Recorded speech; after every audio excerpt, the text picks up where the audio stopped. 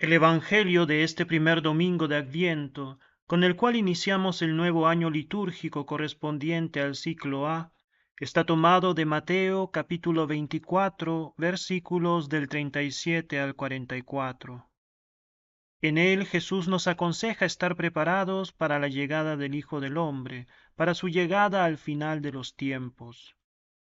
El pasaje de hoy responde a la pregunta que los discípulos habían hecho a Jesús sobre los signos de su venida y sobre el fin del mundo, después de que éste anunciase la destrucción del templo de Jerusalén. Dijo Jesús: ¿Ven todo esto?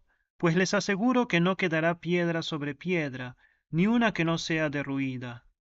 Estando luego sentado en el monte de los olivos, se acercaron a él en privado sus discípulos y le dijeron: Dinos cuándo sucederá eso y cuál será el signo de tu venida y del fin del mundo. Este texto lo hemos comentado en la versión de Lucas hace 2 semanas atrás. Decíamos que en el Evangelio de Lucas Jesús hace referencia concretamente a los signos que precederán a la destrucción del templo, mientras que en el Evangelio de Mateo Jesús habla de los signos que precederán su venida y el fin del mundo. Es decir, en Mateo, la pregunta de los discípulos y la respuesta de Jesús tocan el tema del fin de los tiempos. Por este motivo, el Evangelio de hoy se ubica al interno del discurso escatológico de Jesús, que comprende los capítulos 24 y 25 de Mateo. En estos dos capítulos, Jesús hablará sobre los signos que se darán antes de su llegada al final de los tiempos, y sobre cuál debe ser nuestra actitud ante ella, mientras vivimos en este mundo. Jesús entonces se encuentra en el monte de los olivos con sus discípulos, y les comienza a decir: Cuando venga el Hijo del Hombre. Jesús habla de sí mismo como el Hijo del Hombre, haciendo referencia a su vida pública, a su pasión, muerte y resurrección, y a su venida al final de los tiempos. El título de Hijo del Hombre aparece en el Antiguo Testamento, en el libro de Daniel. En una visión nocturna, Daniel ve llegar sobre las nubes del cielo al Hijo del Hombre, a quien se le concede toda potestad, a quien sirven todos los pueblos y cuyo reino no tendrá fin. Dice el profeta Daniel: Yo seguía mirando y en la visión nocturna vi venir sobre las nubes del cielo alguien parecido a un hijo del hombre que se dirigió hacia el anciano y fue presentado ante él. Le dieron poder, honor y reino, y todos los pueblos, naciones y lenguas le servían.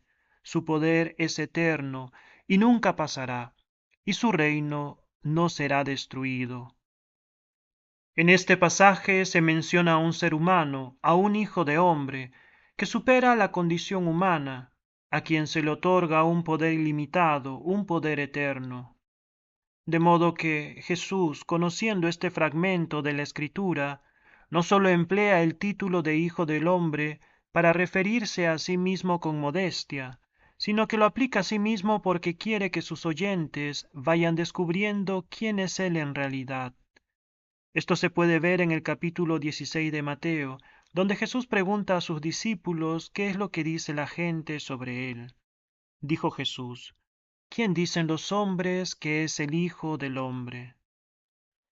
Pero esta progresiva revelación de Jesús como el Hijo del Hombre, es decir, como aquel a quien se le concederá todo dominio, a quien servirán todas las naciones, y cuyo reino será eterno, no sólo viene presentada, como hemos dicho antes, en su vida pública, sino que también es presentada en su pasión, y es presentada por el mismo Jesús cuando habla de su venida al final de los tiempos.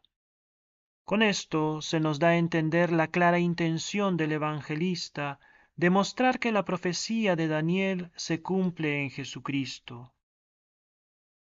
Jesús, en el Evangelio de hoy, dice que cuando venga el Hijo del Hombre pasará como en tiempos de Noé.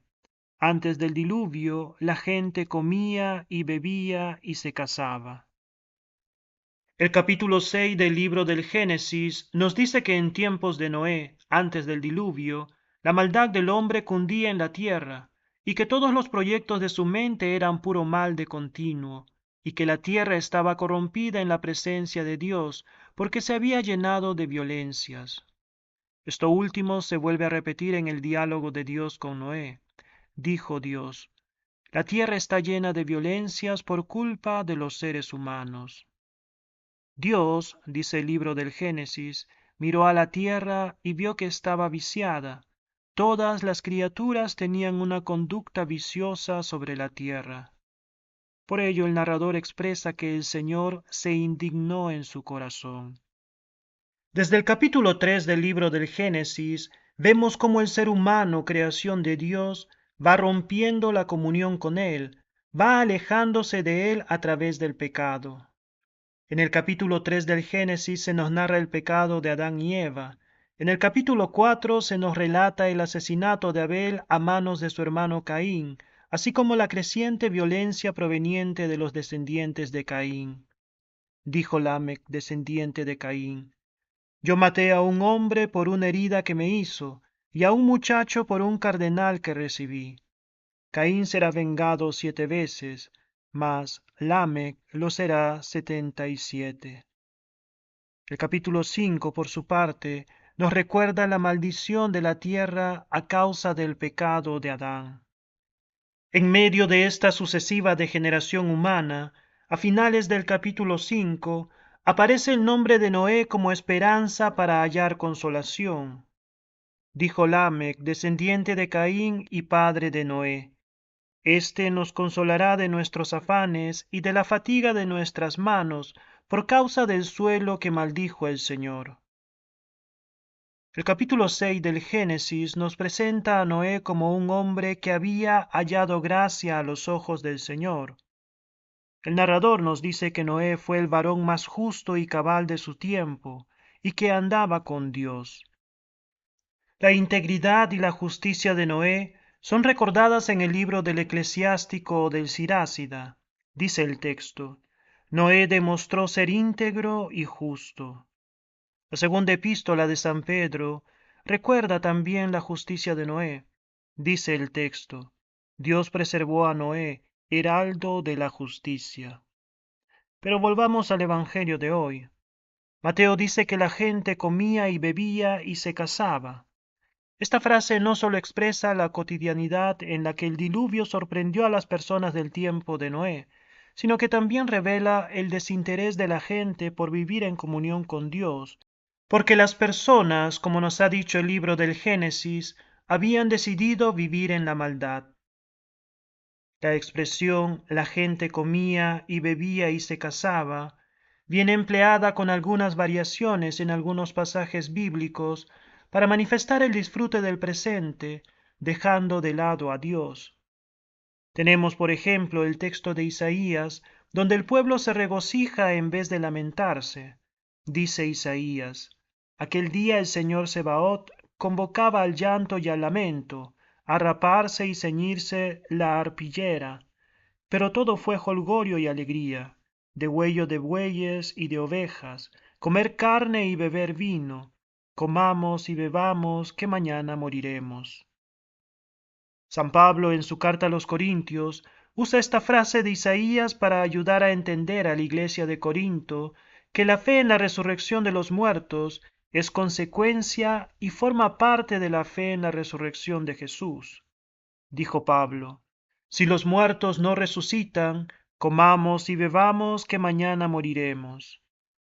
El mismo Pablo, en el capítulo 10 de su primera epístola a los Corintios, haciendo referencia a un episodio del libro del Éxodo, donde el pueblo de Israel se volvió idólatra al pie del monte Sinaí, aconseja a los cristianos de Corinto a no caer en idolatría, evitando de sentarse, comer y beber, para luego levantarse para divertirse.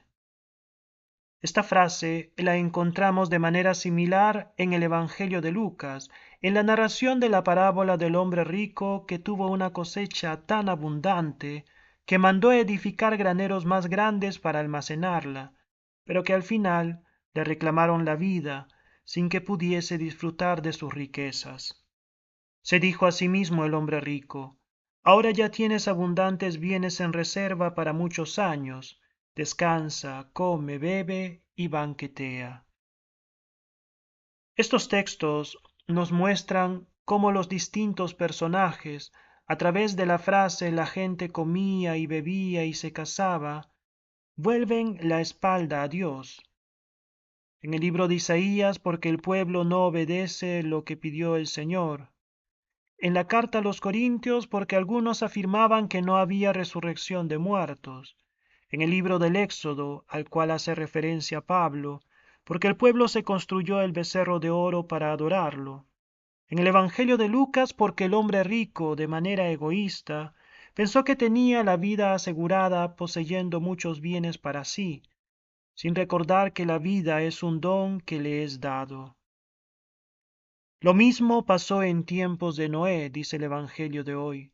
La gente comía y bebía y se casaba hasta el día en que Noé entró en el arca, y cuando menos lo esperaban, llegó el diluvio y se los llevó a todos. Es decir, la gente vivía desentendida de Dios, entretenida en disfrutar su presente, pero de manera imprevista les llegó el diluvio. Jesús, al inicio del Evangelio, va a poner como ejemplo los tiempos de Noé antes del diluvio, y al final del Evangelio va a poner como ejemplo al ladrón que va a robar una casa por la noche. Jesús presenta estos dos ejemplos por dos motivos. El primero, porque quiere mostrar la inesperada llegada del Hijo del Hombre. El segundo, porque desea animar a sus discípulos a estar en vela. Entre estos dos ejemplos del diluvio y del ladrón al inicio y al final del Evangelio, Jesús hablará en la parte central sobre la separación y elección de personas. Dice Jesús, algunos serán llevados y otros serán dejados. Este pasaje también aparece en el Evangelio de Lucas. Dice el texto, estarán dos en un mismo lecho, uno será tomado y el otro dejado. Habrá dos mujeres moliendo juntas, una será tomada y la otra dejada. Es decir, en el momento menos pensado vendrá Jesús, el Hijo del Hombre, para llevar consigo a algunos y dejar a otros. Unos versículos antes del Evangelio de hoy, Jesús dice a sus discípulos que el Hijo del Hombre enviará a sus ángeles con sonora trompeta y reunirá de los cuatro vientos a sus elegidos, desde un extremo de los cielos hasta el otro. Esta separación también se dio en tiempos de Noé. Dios eligió a Noé, hombre justo e íntegro, y junto a él eligió a toda su familia para que entrasen en el arca, mientras que las demás personas se quedaron fuera. Ahora, para comprender mejor en qué se basará la separación y la elección de algunas personas cuando venga el Hijo del Hombre, debemos dar una mirada a los textos que siguen al Evangelio de hoy, pues en ellos se esclarece poco a poco este punto. Inmediatamente después del Evangelio de hoy, Jesús relata la parábola del siervo fiel y prudente que cumple con la tarea que su Señor le ha encomendado. Pero dice Jesús, si aquel siervo no cumpliese lo que le ha encargado su Señor y se volviese infiel e imprudente, entonces el día más inesperado y en el momento más imprevisto, volverá el Señor de aquel siervo, lo separará y le señalará su suerte entre los hipócritas. Allí será el llanto y el rechinar de dientes. Después de esto viene el capítulo 25 de Mateo, donde se nos narra la parábola de las 10 vírgenes, la parábola de los talentos, y donde Jesús nos habla sobre el juicio final. En la parábola de las 10 vírgenes, si la persona no es prudente y no está en vela, se pueden cerrar las puertas del banquete de boda del novio, dejándola afuera. En la parábola de los talentos, si la persona no se empeña por multiplicar los talentos que el Señor le ha confiado, entonces tendrá la suerte del siervo malo, inútil y perezoso, que prefirió esconder su talento bajo tierra. Terminarán quitándole el único talento que se le confió y lo echarán a las tinieblas de fuera, donde será el llanto y el rechinar de dientes. En el relato del juicio final, los que no pusieron en práctica la caridad y la misericordia con los más pequeños irán al castigo eterno, mientras que los justos irán a una vida eterna. En este pasaje del juicio final, Jesús expone de manera clara la separación y la razón por la que el Hijo del Hombre realizará dicha separación cuando venga en su gloria. Dice Jesús: el Hijo del Hombre irá separando a unos de otros, como el pastor separa las ovejas de los cabritos. Pondrá a las ovejas a su derecha y los cabritos a su izquierda. Entonces dirá el rey a los de su derecha: vengan, benditos de mi Padre, reciban la herencia del reino preparado para ustedes desde la creación, porque tuve hambre y me dieron de comer, tuve sed y me dieron de beber, era forastero y me acogieron, estaba desnudo y me vistieron, enfermo y me visitaron, en la cárcel y acudieron a mí. Y luego dirá a los de su izquierda: apártense de mí, malditos, al fuego eterno preparado para el diablo y sus ángeles, porque tuve hambre y no me dieron de comer, tuve sed y no me dieron de beber, fui forastero y no me acogieron, anduve desnudo y no me vistieron, estuve enfermo y en la cárcel y no me visitaron. Desde este texto, entonces, podemos comprender que para ser elegidos por el Hijo del Hombre, para ser parte de los que estarán a su derecha, necesitamos ser siervos fieles y prudentes en esta vida. Necesitamos estar en vela, es decir, debemos vivir nuestra vida en presencia de Dios. Necesitamos ser buenos, útiles y diligentes para cumplir con lo que el Señor nos encomienda a través de su iglesia. Necesitamos aprender a ser caritativos y misericordiosos. Jesús insiste en tres oportunidades en el desconocimiento del día de su llegada a través de las frases: cuando menos lo esperaban, no saben qué día vendrá su Señor, y a la hora que menos piensan viene el Hijo del Hombre. Luego, en dos ocasiones, nos dice que debemos estar en vela.